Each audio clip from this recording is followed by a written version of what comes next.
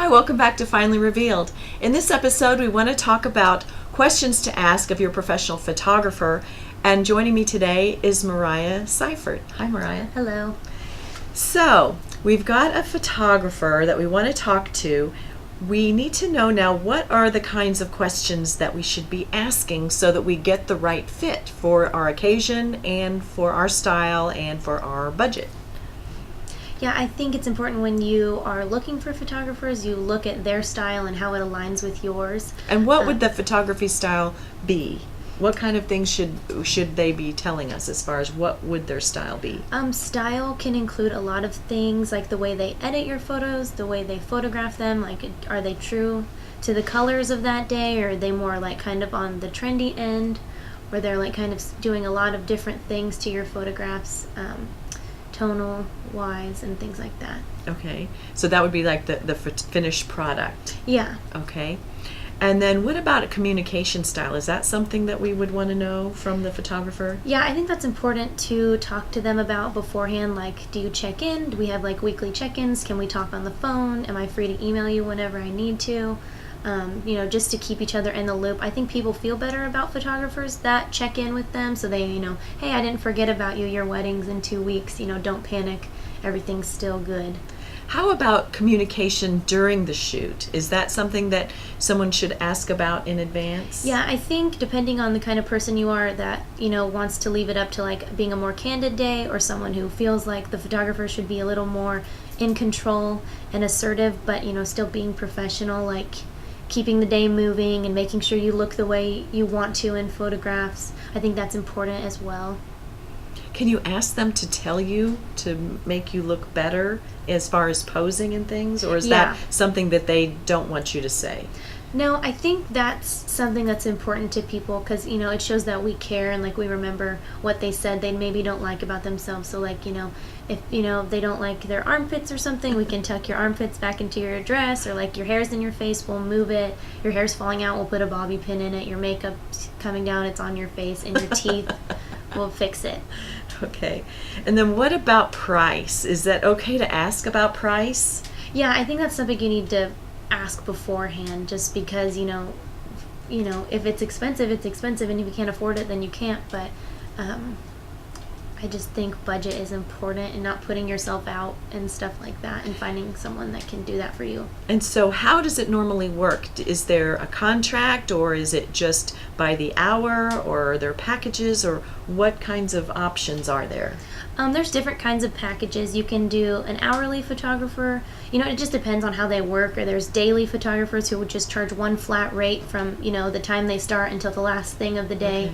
Okay. Contracts, I think, are important just, to keep everybody, covered for the most part. Contracts, I think they're important. And they'll kind of cover what it comes with your package so that you're aware. Okay, and what kind of, when you say packages, what can you give an example of a couple of different kinds? So a daily photographer, they'd have no set hours, and you just pay the blanket flat rate. And then, the package could include an engagement session beforehand. Oh, great. And then a package could include a second shooter as well. So just depending, like you could get a package that just has a lead photographer, or you could do a package that has a lead and a second, and then things like that. So it's talking about how they're being taken. It's not so much like in the old days how many pictures you get. Yeah, that could also be included in your contract. I'm not sure how people do that as like a collective, but some people are probably like, for every hour I'm there, you could get 50 to 75 images just to like cover their themselves. Okay. And then how about schedule? Scheduling, yeah. I think that's important to talk about throughout the process of like, once you get the schedule, you should always like keep your photographer informed so they can plan their day too. Like they know when to show up, and they know when to be where, and how to keep other people on track as well. How far in advance, if you've got a special event like a wedding or graduation or retirement party, how far out should you find a photographer? I would say pretty well in advance. I wouldn't wait like the month before, especially for a wedding. It's like you should probably book them, a year in advance at Wow. least, just because photographers are, while we're in 2018, they already have, or we're in 2017, they already have 2018 booked. Wow. Okay, so that's something, if you Someone want... who's busy, yeah. Yeah, and you probably want someone who's busy because that means they're good, Yeah. right? Mhm. Okay. And then is it okay to ask to see what they've done? If you, it's one thing if you go to someone because you know they did your friend's wedding or your boss's retirement and you've seen the pictures and you love them, so you want them. But what if it's someone that you don't know their work? Is it okay to ask them for references and examples of what they did before? Yeah, I think it's important, word of mouth is like a good way of like spreading the word, but you should always look beforehand just so you can know what kind of a photographer they are, what kind of images they're making, their style, color, mood, things like that, so that it aligns with what you're wanting. And then that kind of goes with maybe experience too. Yeah, I think experience is important. It's good, and it's always good to give people a chance. Like, this is your first wedding. Like, I believe in you.